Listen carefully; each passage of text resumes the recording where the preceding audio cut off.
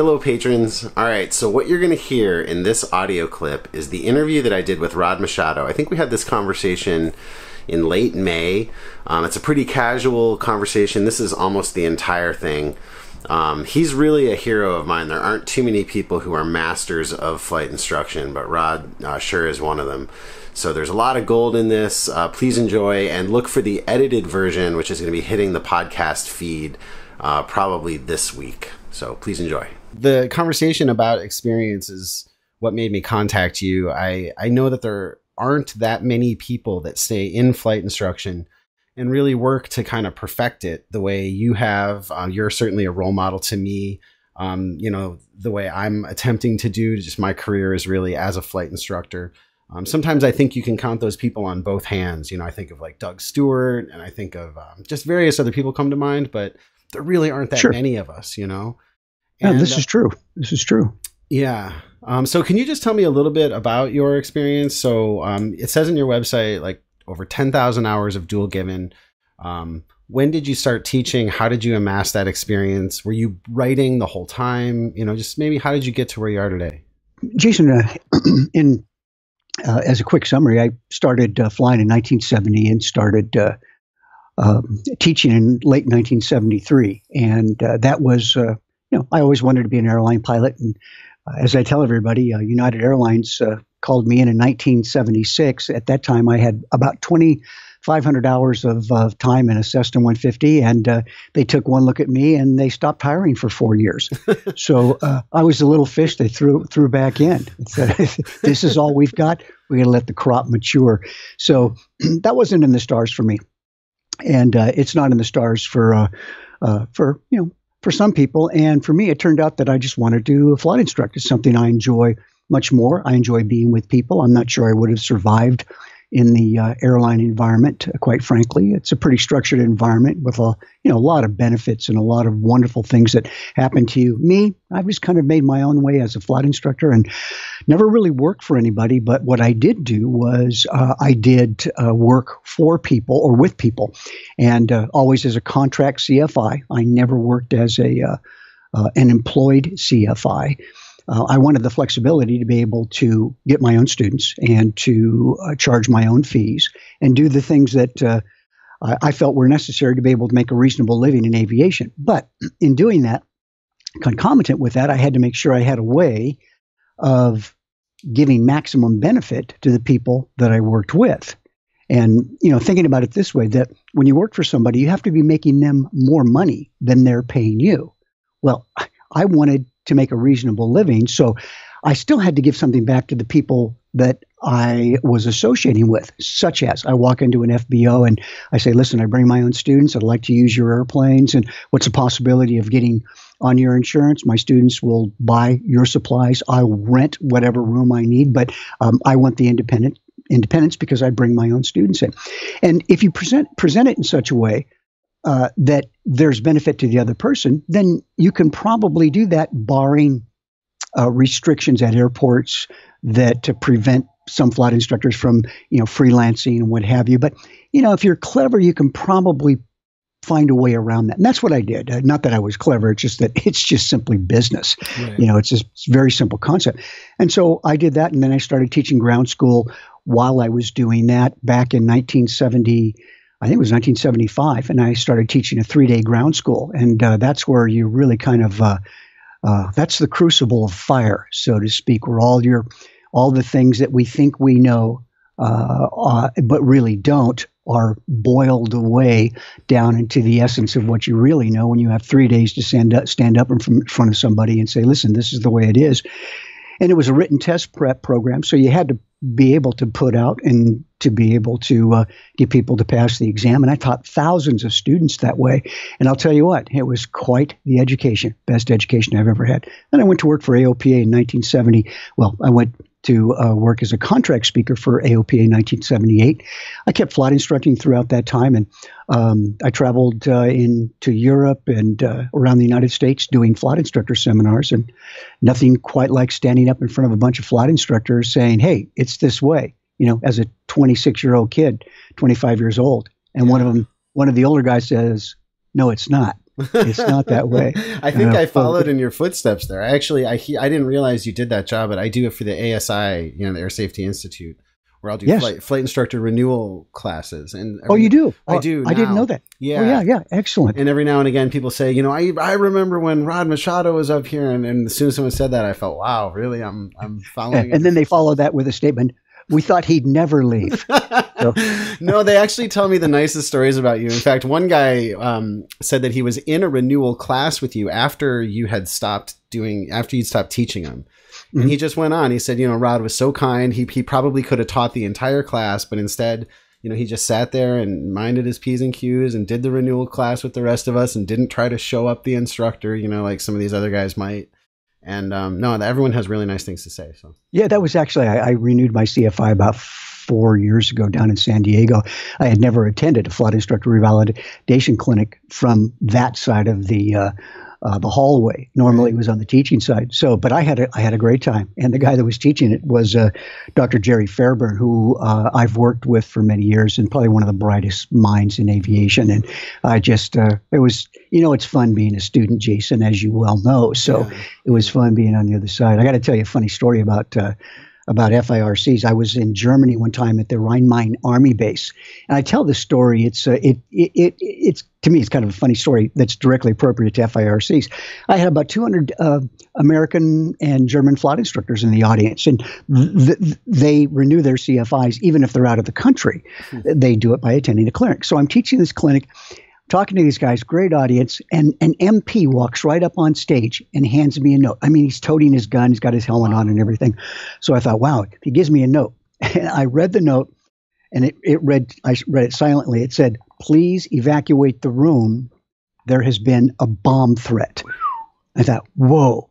So I folded up the note, and I'm thinking to myself, man, I hope he's got notes for everybody else, because I'm getting the heck out of here. And I'll say that's your George Bush moment. There you are in front of the class, and you get. I had already instructed the audience, in the event of a fire or bomb threat, follow your uniform tied speaker out the marked exit door. Look quickly, because he'll be gone before you know it. Every man for himself. Yeah, every flight instructor for himself. Yeah, that's true. But it's such a great education, as you well know, doing that. So anyway, Jason, just to wrap up, then I decided, okay. Well, it's one thing to be able to talk to an audience, but you've got to be able to reach a larger audience. And the way to do that at the time was writing books. So I wrote my first book in the late 1980s, and then wrote 6 more after that, for a total of 7. And each one, which is not too bad for a guy that was almost kicked out of high school because the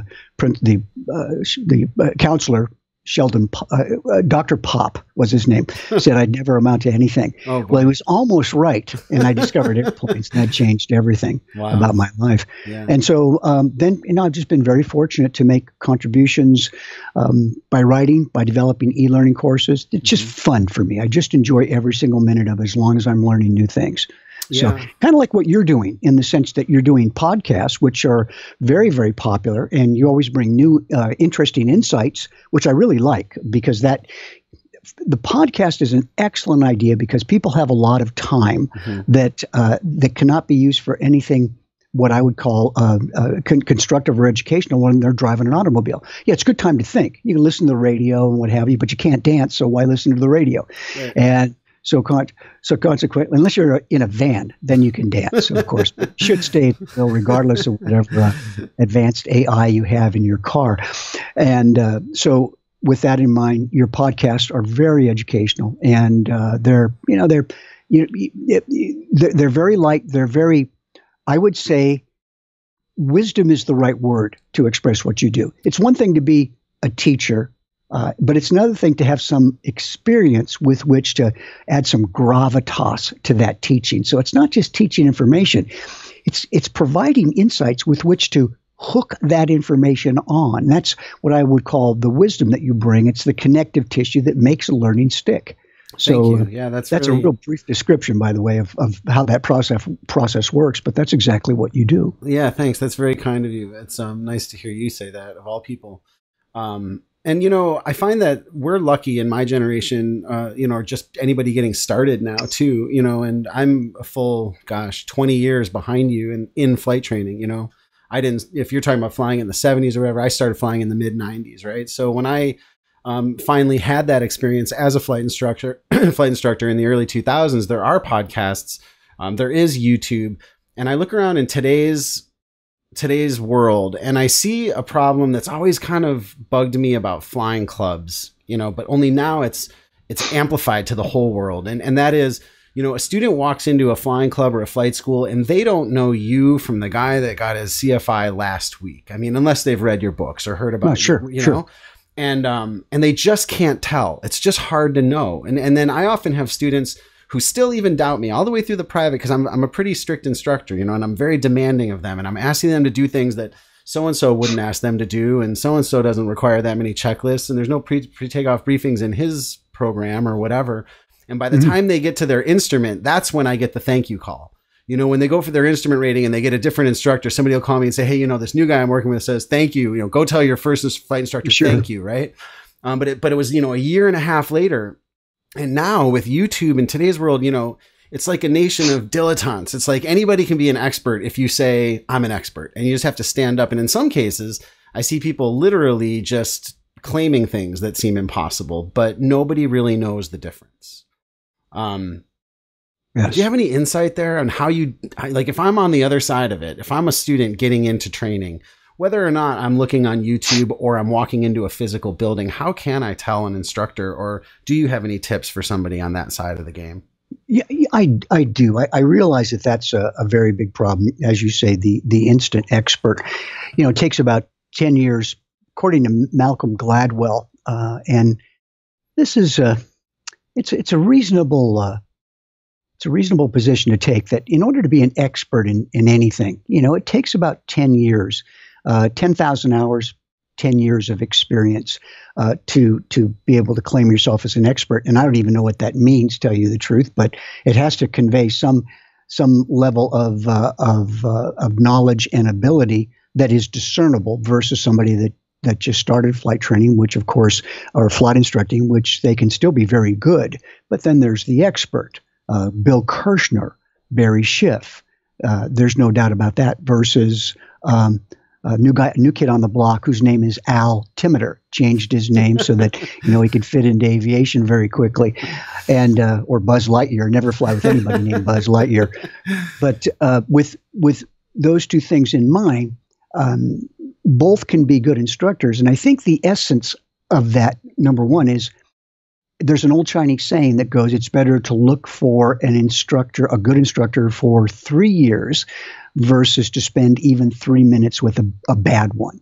I don't know of any more true phrase in aviation, or for that matter, any aspect of learning, because to get a poor instructor is not only, especially in aviation, not only is it destructive if this person is really a poor instructor, destructive to your ability to learn, but your enthusiasm to learn. And I've seen a lot of instructors that claim to be very good, and they end up yelling at their students. They end up scaring their students. The harm that they cause is incalculable. They drive people out of aviation. That's a terrible, terrible thing. They ruin aviation for a person's lifetime. Now think about that. That's significant, right? Yeah, it's hard to recover. So ultimately, you have to find a way to find a good instructor. And you're right, because YouTube, I experience this a lot. I do a lot of my own posting on YouTube and on Facebook, and I have those avenues of social media that allow me to collect, connect, and convey aviation information. And every once in a while, I'll come across someone that doesn't know how to argue, believes that they are far more experienced than they actually are. And then you have to deal with these people. And over the years, you start seeing these individuals. And of course, having talked to many, many people and thousands of people doing safety seminars and flight instructor programs over the years, you see the people there too. And you wonder, how do they continue to do their thing in aviation? And how do they continue to stay in business? Why do people even gravitate to them? Why don't they leave immediately? And therein, by the way, lies a very big problem, and that is once you start with an instructor, if you start with an instructor and you've made a commitment to go all the way through the private pilot training program with that person, that's a very big mistake.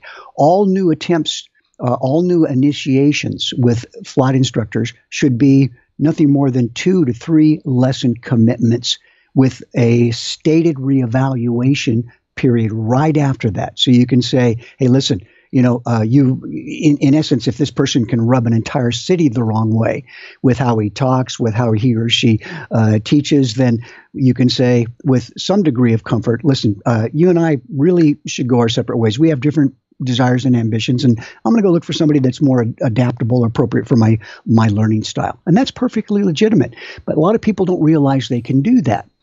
So you can. So I like to, ultimately, to sum up that point, I'm not sure you can change the instructor as quickly and as efficiently as you can change the consumer by educating the consumer. I've mentioned this and talked about this for the past 30 years.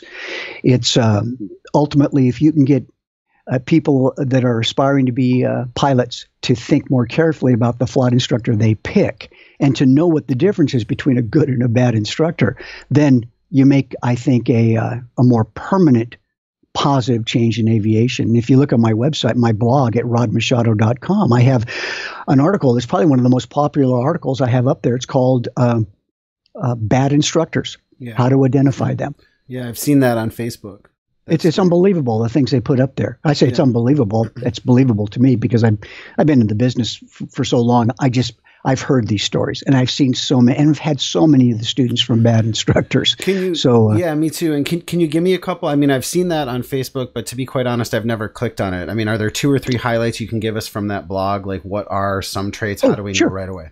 Oh, sure. Well, number one, instructor starts swearing at his or her students on the second or first lesson, and starts pounding the panel, takes the controls away in some of the most extreme forms. Their instructors, on, let's say, on the less aggressive side, but still the damaging side, students can fly for 10, 15 hours and only handle the controls, let's say, for 2 hours of that flight time. I mean, how can that happen? But that's what happens. In other words, sole hand manipulator of the controls. The instructor is typically holding the controls while the student is flying. Landings are the most common experience with that. I've had students say that they've had 15 hours in the traffic pattern and they still don't know how to land. Well, I've had many, many more hours stated than that at landing practice without the student being able to land. And the student confides that he or she has never once landed the airplane, because the instructor is always holding the controls and the student is always following through. So the student doesn't know whether they're actually flying the airplane. And then there are some of the really, wild stories of students that are soloed in 3 or 4 hours with very, very limited experience. Student comes to the airport, says, listen, I know how to fly. I've taken a few lessons. Instructor flies with this person, says, yeah, go ahead and give it a try. And, the student is not capable of doing that safely. And that's another example of, let's say, flight instructor malpractice. Flight instructor is using cell phones while they're flying.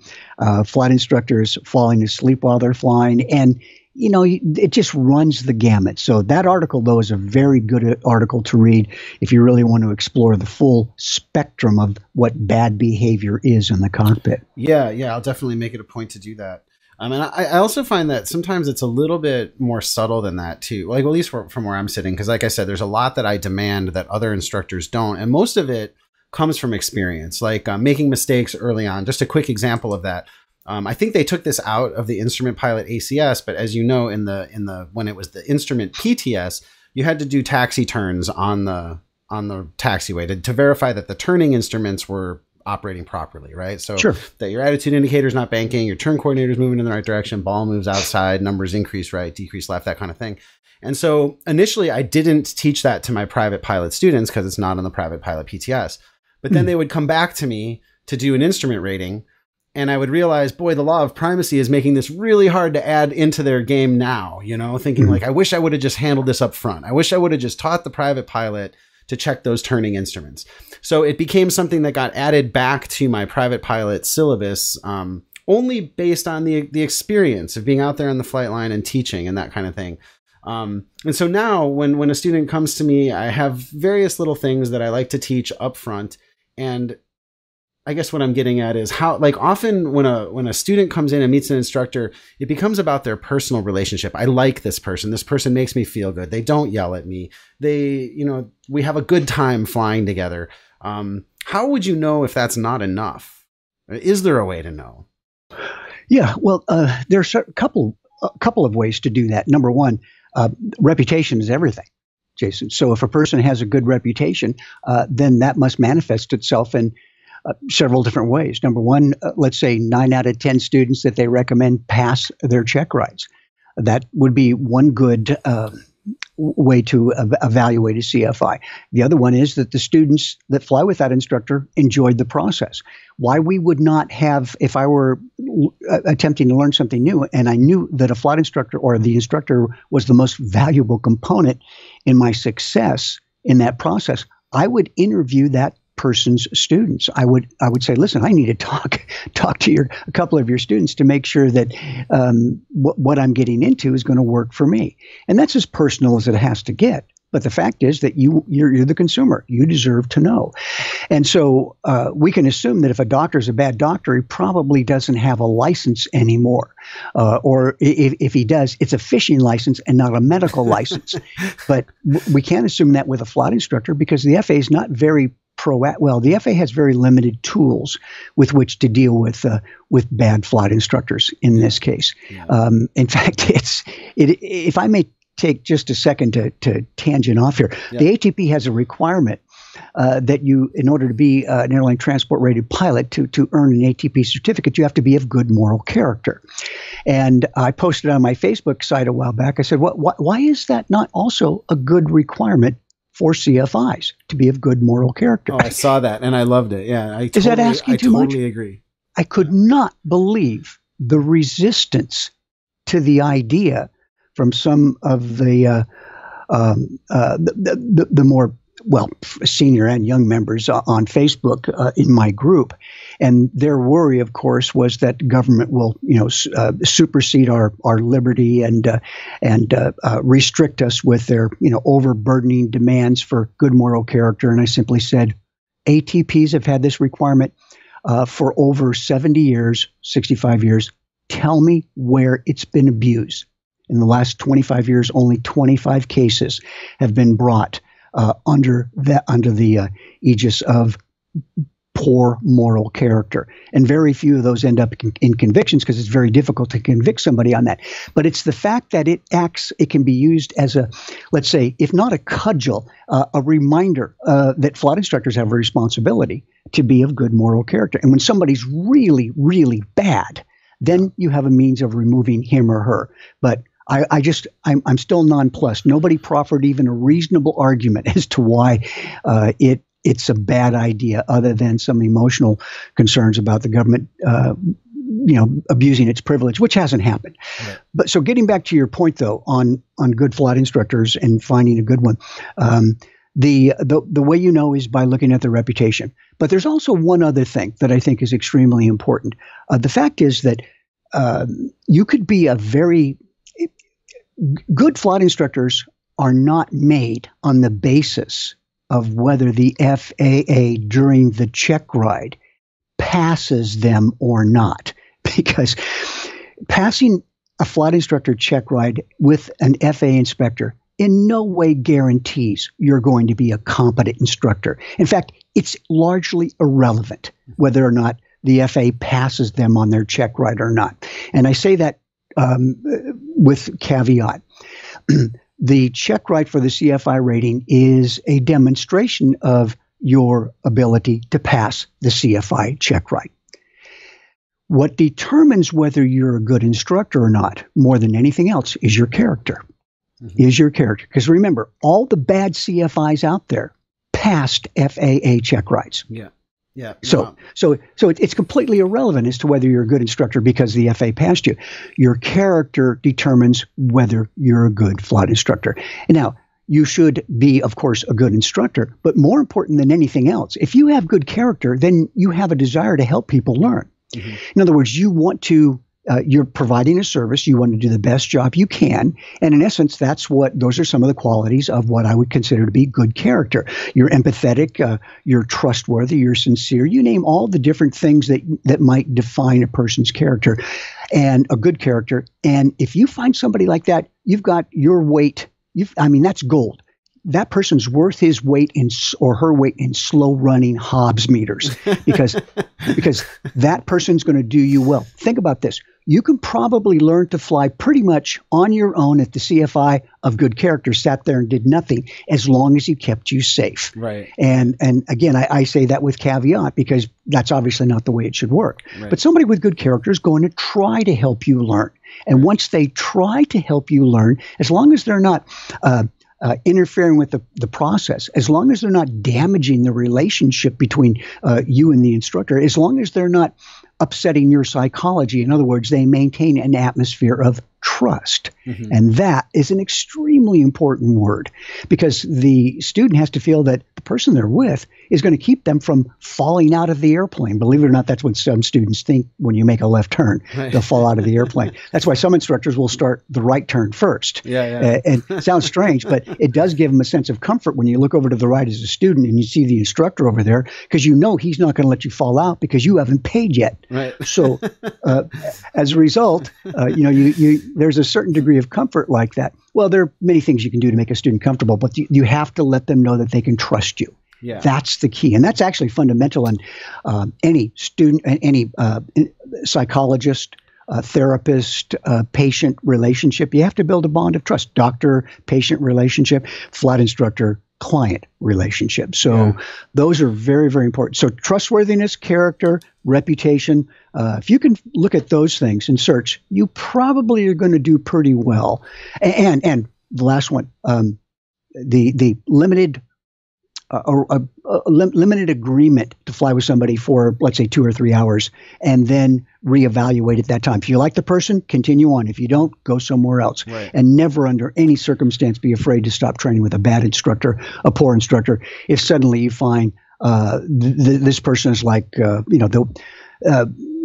worst flight instructor this side of the Anchorage localizer. So, that's what you got to do sometime.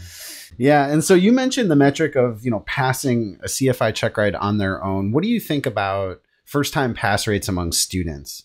Does that say anything about the instructor? So I've got 20 students that went and, 18 of them passed on their first shot or whatever it is. Is that a metric that matters? Well, it does matter to a certain degree. I mean, the question is how much weight should you put on that? Over the years, I think I only lost 2 students. In other words, I only had 2 students fail a check ride. Mm-hmm. And I'm going to be very frank with you. I don't send a student on a check ride wondering whether they're going to pass.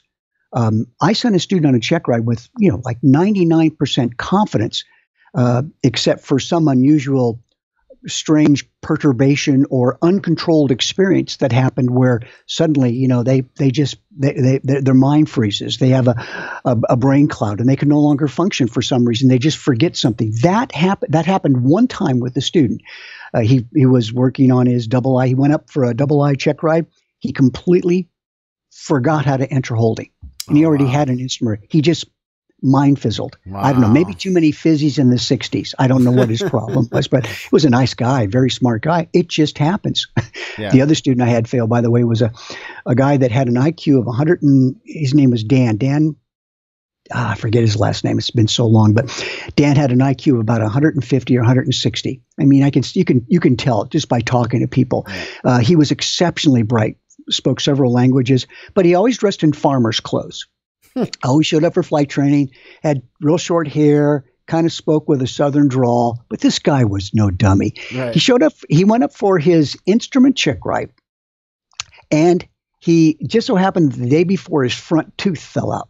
His right front tooth just fell out, and it was it was a temporary tooth, and it just the darn thing fell out. Well, this did not raise his educational and intellectual prominence in the eyes of the FAA. So he sat down with one inspector who was, I don't think, the most forgiving inspector, certainly not one that was able to read people. And immediately when Dan walked in, this inspector looked and said, in his own mind, there's no way you're passing this check ride.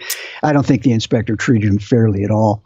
And I even went down and argued with the inspector. But that's the way that's the way it goes sometimes. Yeah. Sometimes you just have no choice. So to make my point, you get me so excited talking about this. When I send a student up for a check ride, I make sure that they know the material, that if they have any anxiety about flying on a check ride, that they talk with this DPE beforehand. I introduce them. I'll take them down and make that introduction. I do all those things. Plus, I try to work with 2 or 3 DPEs that I know will always give the student a fair shake. Mm-hmm. One thing I don't do is let my ego get in the way and say, well, I'm going to test my teaching prowess by sending my student up to the toughest DPE there is. Well, that's the silliest thing I've ever heard of. Why would you want to do that? You've spent all this time with your student. You know he or she can fly. Send your student up to somebody that'll always be fair. Mm-hmm. That's the criterion. And if they're fair, man, that's great. If they're not fair, or if you're trying to, bolster your own, let's say, recollected resume, mm-hmm. your own ego, then you send your student up to somebody that is, just the toughest guy on the block. Why would you do that? That doesn't make any sense. No, it doesn't. And I mean, I saved that when I was coming up for my own check rides. My own check rides, I went with pretty much every examiner I could think of, because I knew I was going to be a flight instructor and I just want to kind of test the waters and get to know those people and stuff. But I think you're absolutely right. Once you find a fair, in my case, it's all designated pilot examiners. The inspectors around here won't even do it anymore. But once I find a fair 1 or 2, those are the folks I tend to stick with. Yeah, me too. And by the way, just you also mentioned something about people in the social media. I wanted to make one point about this. There are people that make very exaggerated claims, flight instructors, social media or not, that may be teaching something wrong. Well, here's my question to you. Why is it that the FAA, who assumes responsibility for whether or not you can fly properly, in other words, try flying irresponsibly, fly low, do something wrong that breaks a regulation, and the FAA will be, right down in your wheel pants real quickly, and they'll be talking to you about it. They may violate you. Who knows what may happen, but certainly they will look into this if this is reported and can be documented.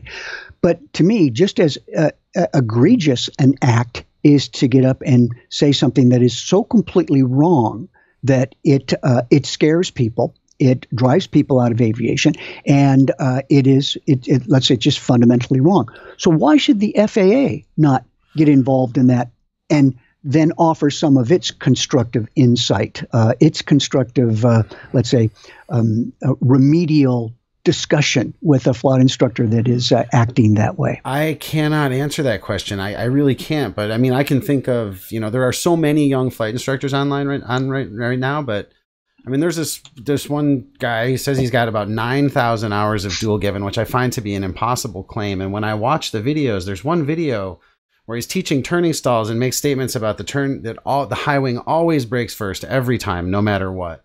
And saying things like that are so wrong that even if I believed the level of experience that he's claiming, I just find it hard to believe that somebody could have that level of experience and continue to make gross errors like that.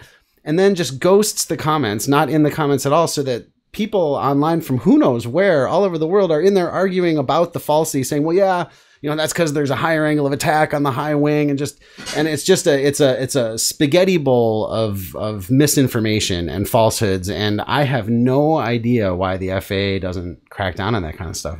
It's not as if it's not permanently recorded for posterity. And as a result, it's one thing to hear by reputation that or by rumor that somebody said something that was incorrect, but now it is made indelible by virtue of social media, and the FAA certainly has the possibility of looking at that and saying, "Listen, that's wrong. You need to start teaching it this way, or at least teaching it correctly. Not this way, if not those exact words. At least make sure that the point is expressed correctly." And I often think that it's one thing to violate pilots on that make an accidental mistake. They clip a chunk of airspace, or their nose cone penetrates or crosses over the whole lines on a runway. That's one thing. But I think a far more valuable contribution by the FA could be at least maybe 2 or 3 hours a week for each FA inspector monitoring. I mean, if they don't do it, by the way, no one else will. And they certainly have the authority to do it, monitoring social media and then saying, hey, listen, send somebody an email saying, listen, I think this is incorrect and here's why. That's the least they could do as a means of changing, let's say, and I don't particularly like this word, but changing the aviation flight instructor culture for the better, instead of leaving it as it is, which tends to make it, well, who knows where it goes from there. You know, with more people, if they start making claims that aren't substantiated, we start confusing more people. Yeah, and that's really it. That's the part that bugs me, honestly, is because, you know, if you have somebody at a flying club, and I've seen this, you know, with certain colleagues, they'll say something wrong or do something dishonest. You know, one example was a guy that was taking folks above 15,000 feet without oxygen, right? And that kind of thing. Just doing things that are not appropriate, not legal, not safe, just shouldn't be done. They might affect 15, 20 people. And even then it's a controlled explosion, because I can usually get to those people and say, hey, what he's doing is not right. Or you can report the guy to the chief pilot, or you can do something to sort of stop it. Online, we're talking about tens of thousands, if not hundreds of thousands of people being influenced. And they have no idea that what they're seeing is wrong in a lot of cases, you know? So I would really love to see the kind of effort you're talking about. And I've even, you know, I'm fairly active on YouTube and have a lot of connections there. And I've seen other folks like some of the vloggers, you know, get questioned by the FAA, not instructors, but actual folks making just flight vlogs. Like I do a lot of work with Flight Chops and the Steve-O-One Knievo and that whole crowd. And and the FAA is present in that group. I mean, there was a time where Steve-O, and he was very public about this, the FAA pinged him and said, hey, if this is a 135 mission, you have to have a sterile cockpit, you got to be using checklists, and they really came down on him. But so far, nothing like that for instructors. And to your point, I think it's really important, because the instructors are the ones that are influencing the new pilots, you know? I think you're absolutely correct. You see, flight schools are only as good as the chief pilot that oversees the CFIs. Period. The best I have, you know, it's very rare to see a good flight school that doesn't have a strong chief pilot. And that means maturity, wisdom, character, good character. Poor chief pilot, poor flight school. Simple as that. In other words, what a big surprise. The manager determines how well the people behave. Whoa, what a concept. Right. And so that's like on my Facebook site. If somebody said something that I believe is incorrect, which surprisingly doesn't happen that much on my particular site. People tend to monitor what they say carefully, but I'll call them on it. And heavens knows, if I say something that is not correct, then it's like, you know, I'm jumped on like a duck on a June bug. Yeah. So, but that's why over the years I've always learned to be very careful about what I say for that exact reason. I want to make sure it's correct. It's not that I have to be right. It's just I want to make sure that whatever's being expressed is the truth. And so consequently, we have a couple of FAA inspectors on my site that will do the same thing too, which I really like. And I think the FAA could do a much more efficient job of helping change the culture that way, because they have the clout. And, you know, this is not Big Brother watching over us, but the fact is that Big Brother does watch over us if you call the FAA Big Brother. And a certain amount of that oversight we've all agreed to is perfectly reasonable without destroying our liberty. Fine. I'm willing to live with that. Yeah. Seems to be a good balance. We'll apply some of that balance now to social media.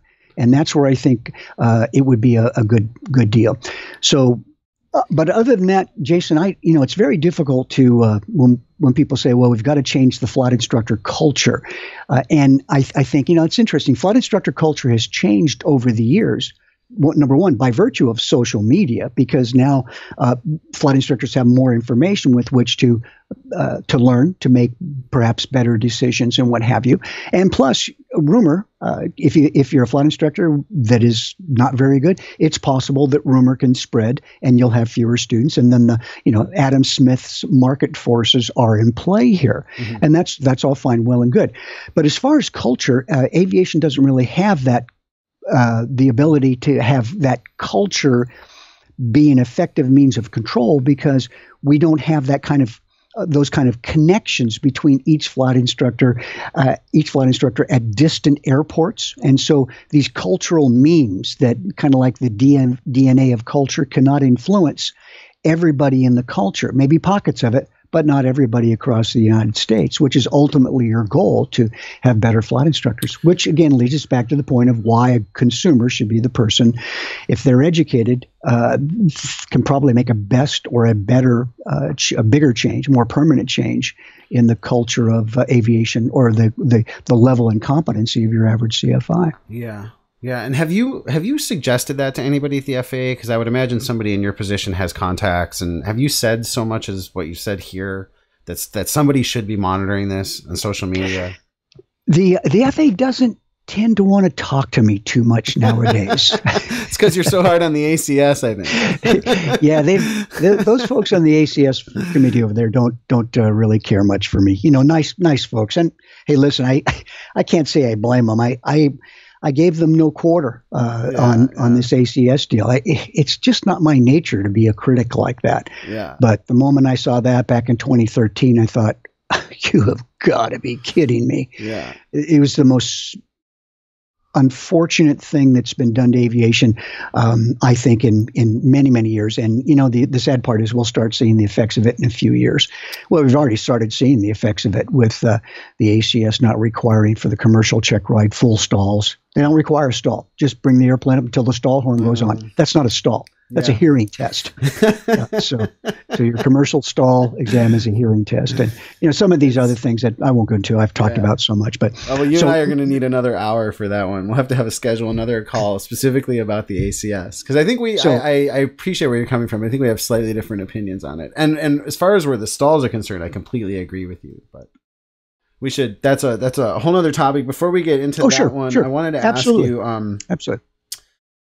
I guess I have two questions written down here, but one, before we get off, sorry, I'm getting a buzz. Where's that coming from? What are you smoking over there? Nothing. Oh, you said you were getting a buzz. I don't know what's coming through that microphone, my friend. This is water. I swear it's water. Yeah, that's my story. I'd stick it to it. Yeah, right. So I wanted to ask you, because it bugs me. There's, it's probably clear to you now, but there's this one in particular, one flight instructor online where I just find the experience claims to be implausible, to say the least, right?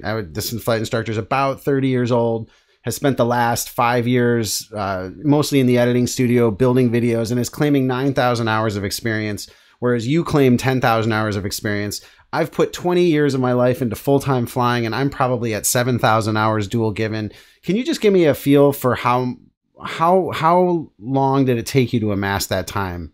10,000 hours of dual given. That's a massive amount of time. I feel like I've worked so hard as a flight instructor, and I'm just more than halfway there, Yes. 47 years for me. Yeah. But as I said, when I was 23 years old, I had 2,500 hours of flying time. Let me tell you how I got it.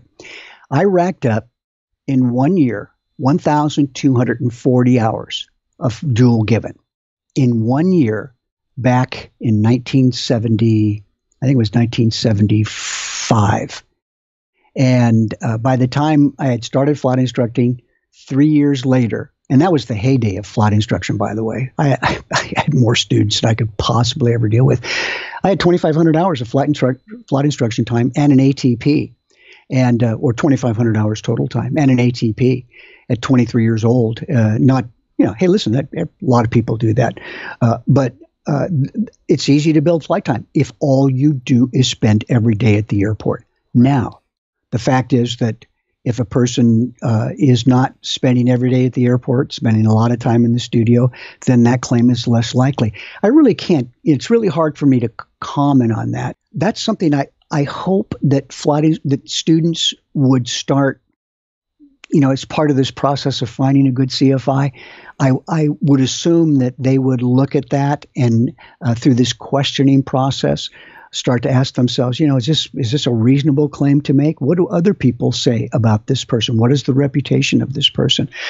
And hey, listen, if he's doing a great job, then fine. That's whether what he claims is his business, as long as he's doing a good job. But the fact is that those two are seldom separate, right? Yeah. In other words, a person, if they don't have the experience, they tend not to do the job that they they claim to be doing. Right, So, and that's the part. I mean, that's the other part of it, is that what is said in those videos and those podcasts is just not often accurate, and so, but anyway, I hope that what you're saying is right. And I think certainly that there are a number of people out there online. I don't know if it's an age related thing or if it's just a quality of character kind of thing. There are people out there that can smell a rat and look for good instructors and know quality instruction when they see it. Unfortunately, it appears that there's another swath of people that just don't care, and they want the most popular and the flashiest thing, and the thing that they just want to latch on to something. So yeah, and but it's always been that way, Jason. That's no different. People have been talking about this, I'm sure, ever since when people went to chariot school back in the days of antiquity to learn how to drive. This guy over there claims to have 20,000 hours driving chariots, a 6-horse chariot, a multi-horse chariot. One horse fails, no big deal. Dead rain, dead horse. You work it out, and that's been going on for years and years. So we really do have to be much more so now than ever before. Given so much information, we have to be more educated consumers. It's really interesting when you think about it, because I made this claim a long time ago. I said, too much information is not good. And that, of course, that immediately raises everybody's hackles. How can too much information not be good? Well, first of all, too much information means you have far more to sift through. You go into the store to buy, let's say, hair conditioner. Not that I use hair conditioner. And by the way, and they say I don't dye my hair. The hair is real. It's the head that's false. Okay, so I just want to make sure that's clear. But you have like 30 different types, 40, 50 different types of hair conditioner. There are not as many varieties of hair as there are hair conditioner. Which do you pick? Well, it's the same thing with information on YouTube and what have you. Look at all these people and all this information. What do I pick? That in itself becomes in other words, what information do I pick in order to learn? That becomes as important as the actual learning process, in my opinion, as we've just discussed. So I just don't know what to say other than the fact is, you find good, I would recommend to a student, find yourself somebody who is known to be good and competent, such as yourself. And then you go to this person for advice. Advice has to be taken from those people that are held in very high esteem in aviation. If you want the best advice, you go to yourself, Barry Schiff, Doug Stewart, David St. George, Charles McDougall, and Ralph Butcher. And I can go on, and please forgive all my friends that and people that I know Russell that I didn't mention. So many, right. We don't have that kind of, you go to those folks, and then you get the advice, and then you move from there. That becomes the staging point for your next move in aviation. So isn't that kind of like mentoring? Isn't that looking for the person who has that status that's authenticated, and not a pseudo status that is perhaps earned by being a celebrity rather than being an authentic source of wisdom? And those two are entirely different things. Yeah, no, that's great. And I also thought, a friend of mine visited SpaceX recently, and he said something that really caught my ear, where to get into the building at SpaceX, anybody, and of course they do a background check, whatever, but to get into the building, they have to get a personal referral from somebody who works there. Really? Yeah, isn't that amazing? Wow. Yeah, and I realized, we do these, my little company does these mountain flying trips, and we have published minimums, and no one's ever actually called us on this, but when I talked it over with Howard, who's my partner in that whole thing, and said, what if somebody calls us and says they want to attend the trip, but they don't want a CFI? I don't want that liability. And Howard said, well, what if they've been flying in Idaho their whole lives? And what if they've this? And what if they have that? And what if they have, an airplane, they just want to come along? And we agreed that if they could provide 2 flight references that we could check, and they had the minimum experience, then we would do it. And no one's ever called us on it. But I think the reason I'm mentioning it is, to your point, I think a really solid referral from somebody that's trusted and respected means the world. I mean, it really means everything. Yeah, your point's a very good one. I like that, because what you did was you offered a way to quantify, to qualify and quantify that individual. I like that. And sometimes it's not easy to do that, but sometimes it is easy. Listen, it would be reasonable to say that anybody that has earned a master CFI certificate is probably on a higher level than somebody that doesn't. Now, I say that I've not earned a master's CFI certificate, so it's a lot of hoops to jump through.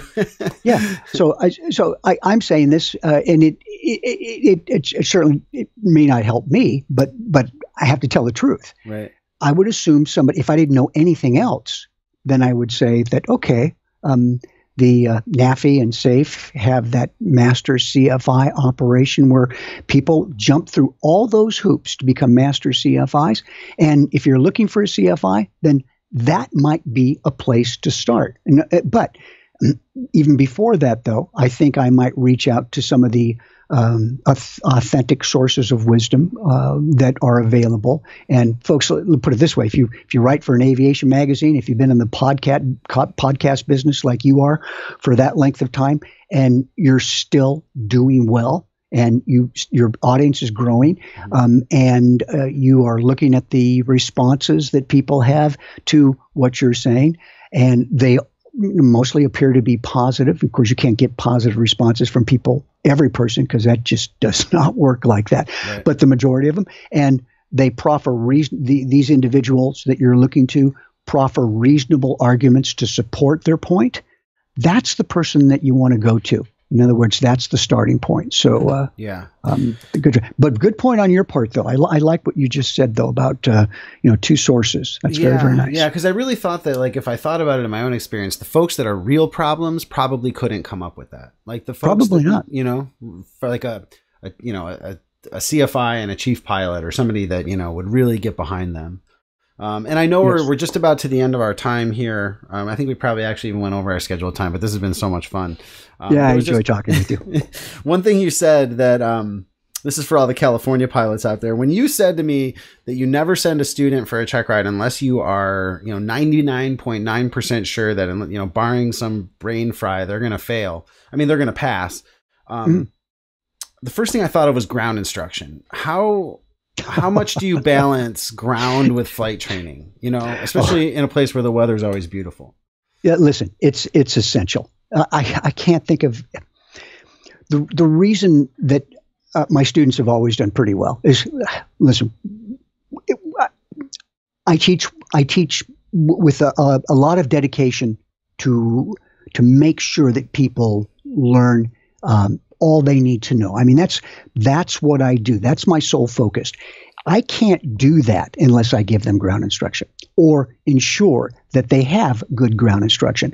This is why if there's a local ground school being taught by an experienced instructor, I will send my student to that person. Nothing beats going to a live ground school with a competent instructor. You can't even get close to any TV program, CBT, e-learning course, nothing, because it's live and therefore it's interactive and therefore, I didn't understand this. Oh, you mean P factor is not something you experience on a long cross-country flight? It's actually something that causes the airplane to turn to the left. So you can ask these things and you can get that information. So consequently, with my students, I always gave them ground instruction. And when we didn't fly, if for whatever reason, like you say, California, it's pretty nice out here. Yeah. Whenever the clouds appear, people run outside and they start yelling, "What happened? What happened? Where's the sun?" And they start beating the pots and pans to bring the sun back out again. So I keep pots and pans handy near the door.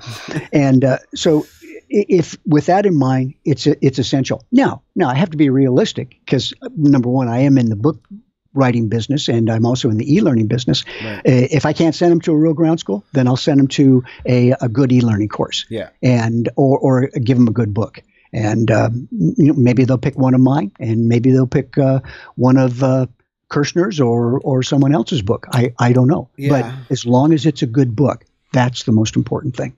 Excellent. Okay, good. Yeah, and you mentioned Ralph Butcher is a name I haven't heard in a while. Is he still teaching there?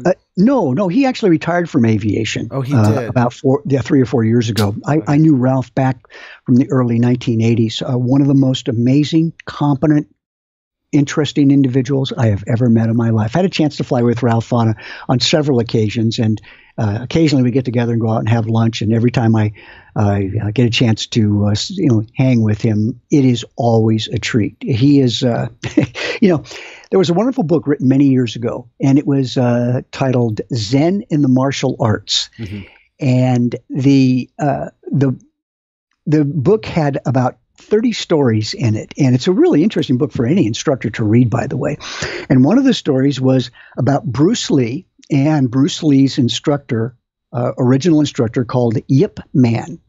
And Bruce Lee made the statement that even the masters have masters. Wow. And Bruce Lee would occasionally go back to China and would train with his instructor, Yip Man, even at the height of Bruce Lee's career before he passed away in 1973. Wow. And so even the instructors have instructors, no matter how old they are. And, if you're lucky, you have somebody that you can always go to and say, listen, I need some information. I need to think about this in a different way.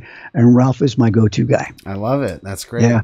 I was been thinking about him lately because I think he had Sky Roamers Publications. Was that his publishing company? Is there any way to still get the material, or is he just completely out of the game? Skyroamers.com. It was picked up by Captain Ed Valdez. Okay. And Ed Valdez was a close associate of Ralph's. And to show you how competence spreads competence, Ed Valdez teaches at Cypress College. He's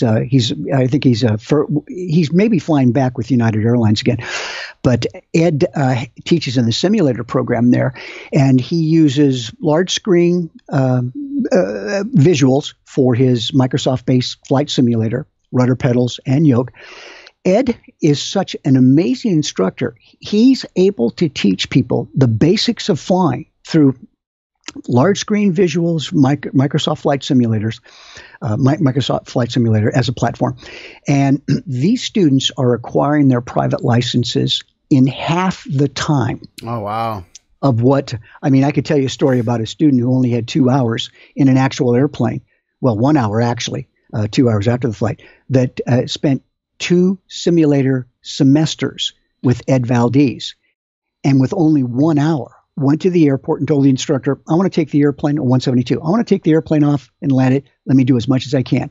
He took the airplane off, flew it around, and landed it. The instructor had to make a few of the radio calls. That's not, look, that's not anecdotal. That's straight from the guy that is teaching students to do that. Skyroamers.com is where you would go to look for any of Ralph's publications. Awesome. And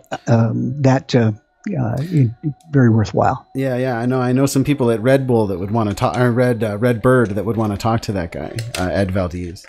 Yeah, that's their whole mission. I don't know if you've been to that migration, but that's right. They should contact me, and I'll send you right to Ed Valdez. Okay. Well, hey, Rod, that's the end of the time that we've got today. I want to thank you so much for talking to me today. I hope we can do this again. It's been a real honor and a real pleasure to talk to you. So thank you, Jason. And just as a place to go on my website, go to rodmachado.com, rodmachado.com. And the blog post is where you can read that article on flight instructors. I also have another article that is one of my second most popular articles, and that is how to find a good flight instructor. Awesome. And that would be valuable to do too. And one last thing for anybody that hold on for a second, let me get this up here if I may. Yeah, I really fell in love with your maneuvering speed videos not too long ago. I think I reached out to you on Facebook when I was going through that, but I realized in watching your video that you had achieved this. It was a high level of mastery, in my opinion. You had really boiled down what is arguably a very complicated topic into something that was easily understandable and had no errors in it. It was like, you said just enough, not too much, not too little. You satisfied the engineers in the room. It was like, I just want to learn what you said in that video so I can relay it to students. Cause often I get these, MIT grad or engineering students or whatever, and they'll just push on me and I'm not prepared to deal with the math, or, I don't know how to argue it back, but. Yeah, that's so funny, Jason. If in teaching flight instructors over the years, if that has taught me anything, it taught me how to proffer a good argument. Yeah, good, and so I actually enjoy a good argument, quite frankly. But in many cases, people say, well, Newton is the answer to lift, and I say, okay, fine. Why is it that every major aviation textbook, everyone, Gleim, Jepson, Kirshner, blah blah blah blah blah blah, all the way back to when Barrett Studley's book on flight training all discuss Bernoulli. You want to know why? Because you can't teach somebody angle of attack and wing surface area just by using Newton's equation. That's the law. Bernoulli is the explanation. Wow. And so and so you have to know how to, as you well know, and as you've learned, but I've learned to do the same thing myself, because sometimes you just have to forego some of the peripheral information to get to the meat. Yeah. And that's what engineers sometimes do. So when they're not driving trains. Right. So, right. But you can really lose the forest for the trees in that conversation. I mean, I even ended up emailing the engineers at Cessna at one point when I was putting a podcast together, and I have the funniest responses from those guys, 3 different responses that effectively did nothing for me except teach me where I don't want the conversation to go. Yes, exactly.